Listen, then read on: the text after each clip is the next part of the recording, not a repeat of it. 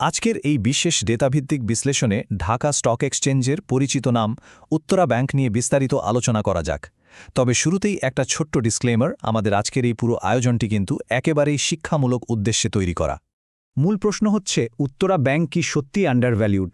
মানে ক্ষুদ্র বিনিয়োগকারীদের জন্য এখানে কি দারুণ কোনো সুযোগ লুকিয়ে আছে? চলুন ডিকোড করা যাক কেন এমন একটি হাইলি প্রফিটেবল বা দারুণ লাভজনক ব্যাংকে মার্কেট বর্তমানে সেভাবে মূল্যায়ন করছে না বলে মনে হচ্ছে। শুরুতেই আসা যাক বুল কেস বা ইতিবাচক দিকগুলোতে, আর এর কেন্দ্রেই রয়েছে ব্যাংকটির অভাবনীয় মুনাফা বৃদ্ধির চিত্র। গত কয়েক বছরের পরিসংখ্যান ঘাটলে বেশ চমকপ্রদ কিছু তথ্য বেরিয়ে আসে। 2022 সালে ব্যাংকটির নিট মুনাফা ছিল 270 কোটি টাকা, আর অবিশ্বাস্য ব্যাপার হল মাত্র 2 বছরের ব্যবধানে 2024 সালে সেটা একেবারে 77% লাফিয়ে বেড়ে দাঁড়িয়েছে 478 কোটি টাকায়। যে কোনো আর্থিক প্রতিষ্ঠানের জন্য এত অল্প সময়ে এমন প্রবৃদ্ধি অর্জন করা লিটারালি একটা বিশাল ব্যাপার। এর পাশাপাশি আর্নিং পার শেয়ার বা ইপিএসও বেড়েছে প্রায় 38%। এই ডেটাগুলো মূলত ব্যাংকটির কার্যক্রমে একটা বেশ শক্তিশালী গতিরই ইঙ্গিত দেয়। এখন যে ব্যাপারটা সবচেয়ে বেশি ইন্টারেস্টিং সেটা হলো এখানকার ভ্যালুয়েশন প্যারাডক্স বা মূল্যায়নের ধাঁধা। ব্যাংকটির মুনাফা তো আকাশ ছুঁয়েছে, কিন্তু প্রাইস টু আর্নিং বা পিই রেশিও 2022 সালের 5.54 থেকে কমে 2024 সালে 3.8 সাথে নেমে এসেছে। লজিক্যালি ভাবলে আয় বাড়লে তো শেয়ারের দামও বাড়ার কথা, তাই না? কিন্তু এখানে হিসাবটা ভিন্ন, আর এই বিষয়টি খুব স্ট্রংলি সিগন্যাল দিচ্ছে যে স্টকটি হয়তো মার্কেটে তার প্রকৃত মূল্যের চেয়ে অনেক কম দামে ট্রেড হচ্ছে। এবার ফোকাস করা যাক ডিভিডেন্ড এবং এর সাথে জড়িয়ে থাকা কিছু অদৃশ্য মেকানিজম বা ঝুঁকির দিকে। 2024 সালের ডিভিডেন্ড পেআউটটা খেয়াল করলে যে কেউ চমকে যাবেন। ব্যাংকটি এক ধাক্কায় মোট 35% ডিভিডেন্ড দিয়েছে, যার মধ্যে 17.5% ক্যাশ আর বাকি 17.5% হল বোনাস শেয়ার। বিনিয়োগকারীদের পকেটে এমন বিপুল পরিমাণ রিটার্ন তুলে দেওয়ার এই উদ্যোগ শেয়ার হোল্ডারদের প্রতি প্রতিষ্ঠানটির সিরিয়াস কমিটমেন্টেরই প্রমাণ। তবে এখানে একটা বড় কিন্তু আছে। বোনাস শেয়ার শুনতে দারুণ লাগলেও এর একটা উল্টো পিঠ আছে। বোনাস শেয়ার দিলে ওভারঅল শেয়ারের সংখ্যা তো বেড়ে যায়। ব্যাপারটা অনেকটা এরকম, একটা পিজাকে 6 টুকরোর বদলে 8 টুকরো করা হলো।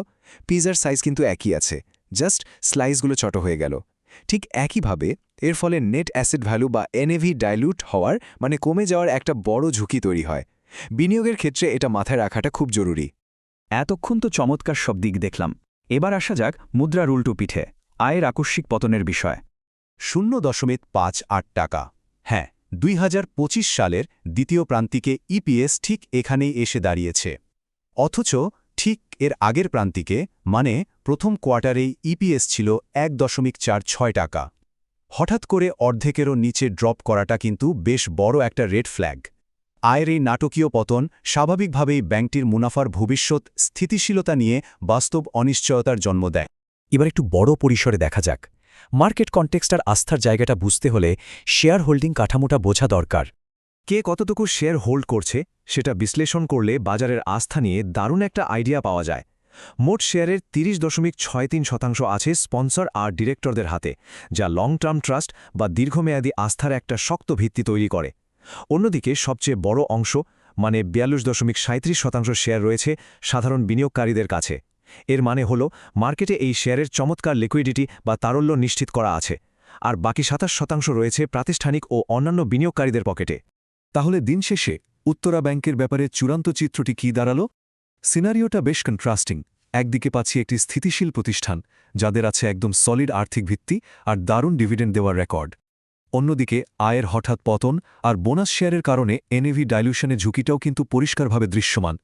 বিনিয়োগের সিদ্ধান্ত নিতে হলে এই দুই বিপরীতমুখী ফ্যাক্টরের মাঝখানেই একটা ব্যালেন্স খুঁজে বের করতে হবে। শেষে এসে আবারও একটু মনে করিয়ে দেওয়া ভালো, আমাদের এই পুরো ডেটা অ্যানালাইসিসটা শুধুই শিক্ষামূলক উদ্দেশ্যে। এটা কোনোভাবেই কোনো ইনভেস্টমেন্ট অ্যাডভাইস বা বিনিয়োগ পরামর্শ নয়। যে কোনো আর্থিক সিদ্ধান্ত নেওয়ার আগে অবশ্যই নিজস্ব স্বাধীন গবেষণা পরিচালনা করা এবং এক্সপার্টের পরামর্শ নেওয়া বাঞ্ছনীয়। তবে আলোচনা শেষে একটা বড় প্রশ্ন কিন্তু থেকেই যাচ্ছে। উত্তরা ব্যাংকের এই শক্তিশালী প্রবৃদ্ধির সম্ভাবনা কি সাময়িক আয়ের পতনের ঝুঁকিকে ছাপিয়ে যেতে পারবে, নাকি বাজার আসলেই সব দিক বিচার করে একে সঠিক মূল্যেই বিচার করছে? ভেবে দেখার মতো একটা বিষয়, তাই না?